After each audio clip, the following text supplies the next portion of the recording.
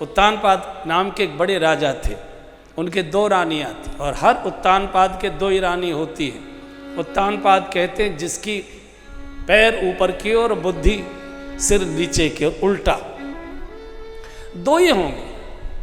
और दोनों में के नाम थे, एक का नाम सुनीति, एक का नाम सुरुचि। सुरुचि यानी भोग वासनाएं, मीठे मीठे भोग पदार्थ। सुनीति माने नीति, सत्य, धर्म, मर्यादा, साधना। तो राजा सुरुचि को प्रेम करता है, सुनीति को जंगल में झोंपड़ी में वास देता। और हर भोगी के 2 ही होंगे और वो हमेशा नीति को, धर्म को, मर्यादा को तो जंगल में भेजेगा, भोग वासना को अपने पास रखेगा। कालांतर में 2 पुत्र उनको हुए, सुरुचि के गर्भ से भी और सुनीति के गर्भ से भी। सुरुचि के गर्भ से उत्तम का जन्म हुआ और सुनीति के गर्भ से भगवत भक्त ध्रुव जी का जन्म हुआ। और यह भी सत्य है, सुरुचि के गर्भ से उत्तम ही आएंगे। उत्तम का संधि विच्छेद करे, उत्तम गहन अंधकारी भोग के वासना के गर्भ से तो अहंकारी प्रकट होगा। नीति के गर्भ से, सुनीति के गर्भ से, धर्म के गर्भ से, मर्यादा के गर्भ से, सत्य के गर्भ से, भजन के साधना के गर्भ से तो भगवत भक्त ध्रुव जैसा ही प्रकट होगा। एक का पालन राजभवन में हो रहा है, एक का पालन वन की झोंपड़ी में हो रहा है। सवासिर जो आते हैं भोजन के लिए, 6 महीने में एक मार्किन की धोती आती है पहनने के लिए। उसी धोती में से जब वो फट जाती है तो झगला बनाकर ध्रुव जी को पहना देती है। जौ की रोटी सटकी नहीं जाती बच्चे से, लेकिन ध्रुव जी बहुत समझदार थे, कभी रोते नहीं थे। ध्रुव जी को लगता था कि अगर मैं रोऊंगा तो मेरी माँ रोएगी, माँ को कष्ट होगा। और मेरी माँ तो जैसे तैसे मुझे फटे कपड़े पहना तो रही है, भोजन करा तो रही है, क्यों रोऊं मैं, इसको क्यों कष्ट दूं। और ऐसा बेटा माता पिता को कभी कष्ट देता भी नहीं। सुनीति बहुत रोती थी, जिसको राजभवन में पलना चाहिए उसको प्रभु तुमने वन में भेज दिया। मेरे जैसे अभागिन की गोद में कौन से पाप इसके द्वारा हो गए कि जो मेरी जैसी अभागिन की गोद में आया। खेलने भी नहीं जाते बच्चों, लगता है मेरी माँ अकेली रह जाएगी। सुनीति रोती है, मेरे बालक का बालकपन समाप्त हो रहा है। बालक तो बालकों में खेलना चाहिए, चहकना चाहिए, कूदना चाहिए, उछलना चाहिए।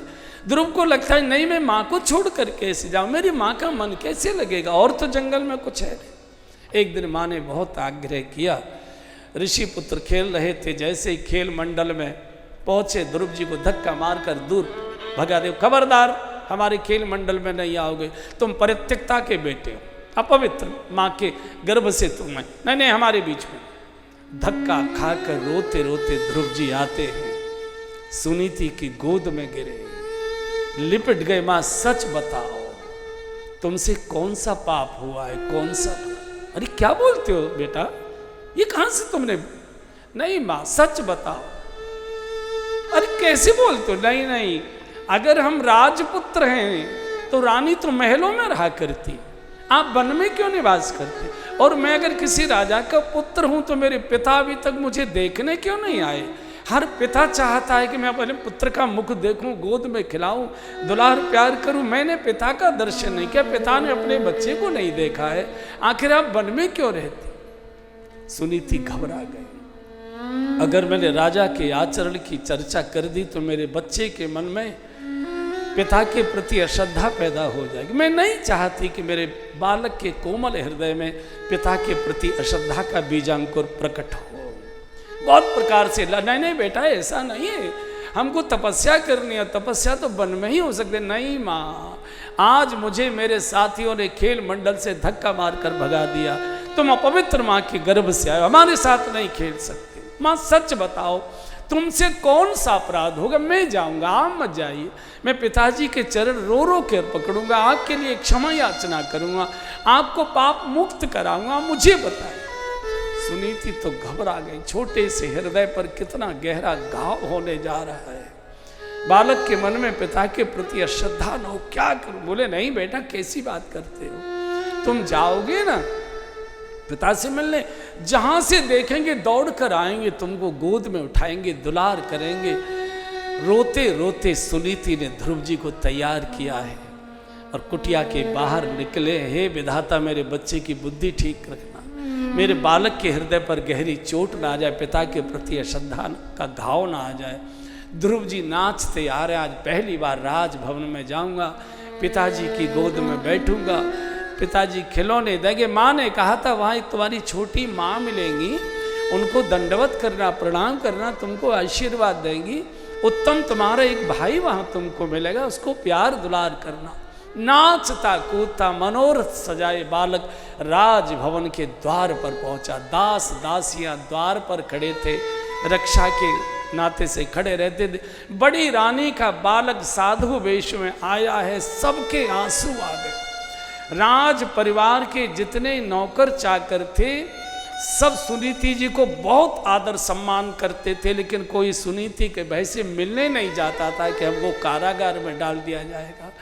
आज बड़ी रानी का बेटा साधु वेश में पहली बार आया, बूढ़ी सेविका के स्तनों में दूध आ गया। उसने जाकर हाथ जोड़कर प्रणाम किया है, माँ मैंने सुना है इस भवन में मेरे पिताजी निवास करते, मुझे मेरे पिताजी से मिलवा दो।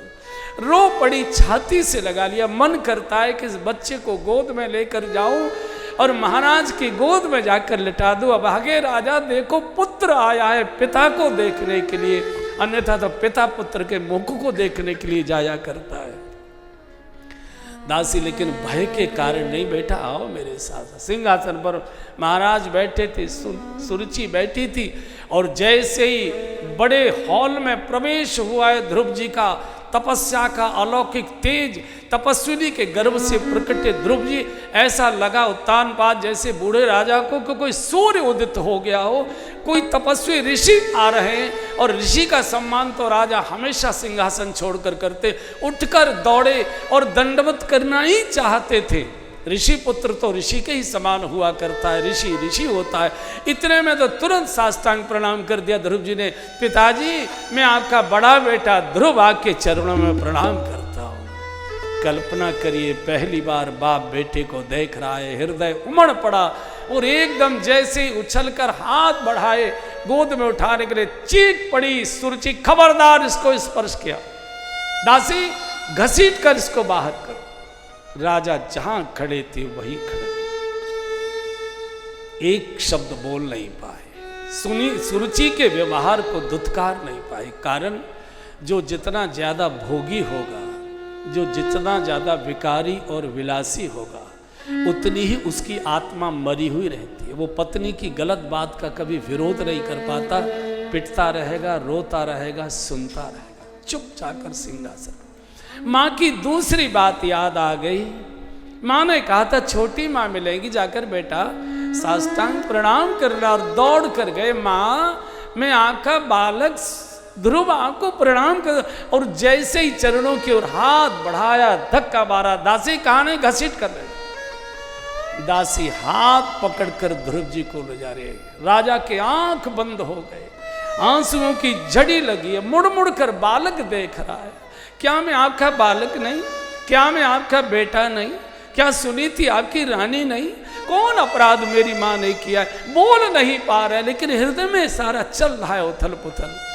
राजा हिम्मत नहीं कर पाया, रोते रोते ध्रुव जी वापस सुनीति की गोद में आकर इतना रोए, सुनीति को लगा कहीं बालक मेरा प्राण न त्याग दे। बेटा धैर्य रखो, बताओ न क्या हुआ। पिता ने कितना लाड़ प्यार द्वारा, खिलौने तो दिखा। बोले माँ खिलौने नहीं, धक्का मिला है और कुछ नहीं मिला। मेरे साथ चलो, कोई बात नहीं, पिता ने मारा है, माँ ने मारा है, कोई बात नहीं, वो तो उनके आशीर्वाद होते, मैं आपके लिए क्षमा याचना। सुनीति ने कहा बेटा ऐसी गोद में क्यों जाना चाहते हो जहां कोई धक्का मारकर आपको बाहर कर दे? ऐसी गोद में जाओ ना जहां कोई धक्का मारने वाला पहुंचे नहीं।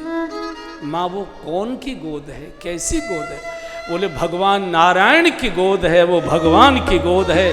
उस गोद में भाग्यशाली जाता है, और एक बार उस गोद में चले जाओगे कोई धक्का मारने वाला पहुंचे। कहाँ रहते माँ भगवान? बोले वन में रहते, तप से, पुकार से, भजन से वो प्राप्त होते। माँ मैं जाऊं, जिद करने लगे।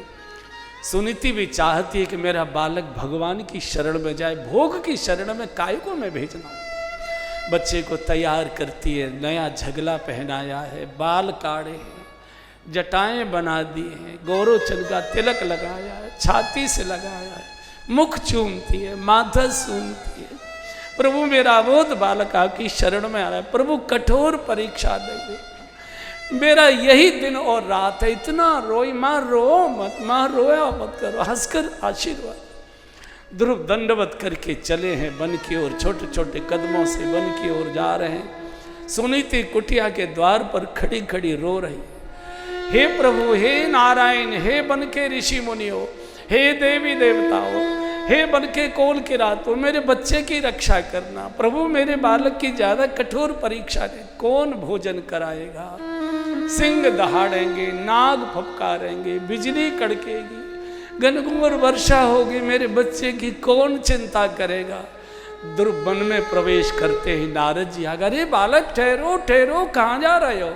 साष्टांग दंडवत किया है, बाबा मुझे वन में जाकर तपस्या करनी है, मुझे भगवान नारायण को मिलना है। अरे बालक, ये तो वृद्धावस्था में तपस्या हुआ करती है, अभी तुम्हारी खेलने कूदने की आयु है, आंदोलन मत जाओ, वहां भयानक राक्षस रहते हैं, मार डालेंगे, सिंह दहाड़ रहे हैं वहां, मारेंगे, मार देंगे तुमको, खा जाएंगे। बोले बाबा ये अमंगल बात मत बोल। क्यों? बोले मेरा कोई कुछ नहीं कर सकता। कारण? बोले जब मैं घर से माँ को प्रणाम करके चला था तो मेरे माँ ने अपने दोनों हाथ मेरे सिर पर रखकर आशीर्वाद दिया था, बेटा तेरा कोई अमंगल नहीं करेगा, तेरा मंगल ही मंगल होगा। मेरी माँ का आशीर्वाद मेरे सिर पर रख। और सारे आशीर्वाद काटे जा सकते हैं, लेकिन माँ का आशीर्वाद विधाता भी नहीं काट सकता। आशीष तब अमोघ विख्याता। माँ का आशीर्वाद बिल्कुल हृदय से आता है, आत्मा से आता है, विधाता को भी काटने की क्षमता उसमें नहीं होती है। मेरी माँ का आशीर्वाद। नारद जी के आंसू आ गए। हम बूढ़ों के ऐसे संकल्प नहीं, ये बालक इतना संकल्पशील। बोले आओ। और गंगा के किनारे ऋषिकेश से आगे, लक्ष्मण झूला से आगे गंगा के किनारे ध्रुव जी वहां तपस्या करते हैं, लेकिन शोर बहुत है गंगा का, चंचलता बहुत है, ध्यान विक्षेप होता है। नारद जी एक दिन पहुंचे और कहा बेटा यहां तुम्हारी तपस्या में देर लगेगी, आओ जहां तपस्या जल्दी फलित होती है धाम में ले चलता हूं, वहां धामी नित्य निवास करता है। ब्रज ले आए और मथुरा के बाहर मधुवन नाम के स्थान पर ध्रुव टीला का दर्शन आपने किया होगा 84 की उसकी यात्रा में। उस टीले पर वटवृक्ष के नीचे आसन लगवा दिया। बोले बेटा यहाँ ये धामी का निवास है, 2-4 बार पुकारोगे भगवान प्रकट होंगे, तुझे गोद में बिठाएंगे। भोजन क्या करें? प्रातःकाल यमुना स्नान करने जाते, यमुना जी पहले वहीं से बहा करती थी। यमुना को लगता है कि मेरे किनारे पर ये बालक भजन करता है, भोजन कहाँ से कौन कराए? देखो जो भजन करता है प्रकृति भी उसको सहायता करने के लिए लालायित हो जाती है। तो विश्राम घाट पर मथुरा की माताएं जो यमुना पूजन करने आती थी, पत्र पुष्प फल चढ़ाती थी, तो यमुना जी अपने साथ बहा में उनको बहा कर ले आती थी और उन फलों को ध्रुव जी जहाँ स्नान करते थे किनारे पर छोड़ जाया करते। उन्हीं फलों से ध्रुव जी अपना पेट पालन करते हैं। साधना चल रही है, लंबा समय हो गया, बहुत दिनों तक भी भगवान प्रकट नहीं हुए। फिर ध्रुव जी एक पैर से खड़े हो गए, पहले दोनों चरणों से खड़े हुए, फिर एक पैर से खड़े हुए और एक पैर से खड़े खड़े भगवान को जब पुकारा है, तुम ही हो माता पिता, तुम ही हो बंधु सखा, तुम ही हो माता पिता, तुम ही हो बंधु सखा, तुम ही हो साथी, तुम ही सहारे, कोई न अपना सिवा तुम्हारे। तुम ही हो साथी, तुम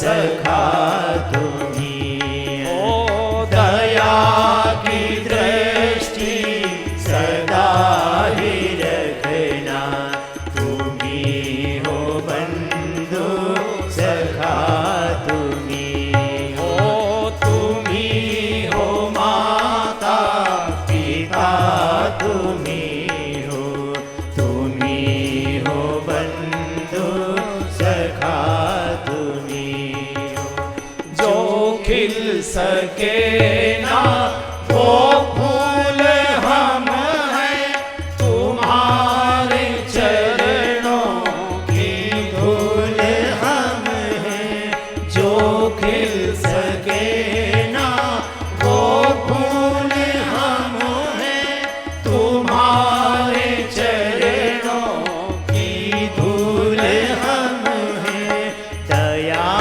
की दृष्टि सदा ही रखना, तुम्ही हो बंधु सखा तुम्ही हो, दया की दृष्टि सदा ही रखना, तुम्ही हो बंधु सखा तुम्ही हो, तुम्ही हो माता पिता तुम्ही हो, तुम्ही हो बंधु सखा तुम्ही हो, तुम्ही हो बंधु सखा तुम्ही हो, तुम्ही हो बंधु सखा तुम्ही। ध्रुव जी एक पैर से खड़े होकर पुकारते हैं, भोजन भी छोड़ा, फलाहार भी छोड़ा, फिर भी प्रभु जब प्रकट नहीं हुए, ध्रुव जी ने श्वास रोक ली, और जैसे ही श्वास रोक के भगवान को पुकारा है, सारी सृष्टि की ब्रह्मांड की श्वास रुक गई, भगवान की श्वास रुकी। और जब भगवान ने देखा कि किसने मेरी श्वास को अवरुद्ध किया, ध्यान से देखा तो ओ यमुना किनारे टीले पर मेरा बालक ध्रुव प्रतीक्षा कर रहा है। एकदम भगवान प्रकट हुए, ध्रुव नेत्र खोलो, तुम्हारा बाप तुम्हारे सामने खड़ा हुआ है, आओ मेरी गोद में आओ। ध्रुव संग लानी जपे हरि नाम, ध्रुव संग लानी जपे हरि नाम, पाय वचन अनुपम धाम, पाय वचन अनुपम धाम।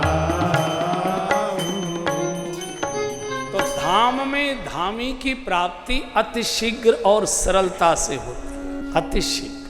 इसलिए धाम में बैठकर भजन करना, अपने गांव में बैठकर भजन करना, दोनों में जमीन आसमान का अंतर।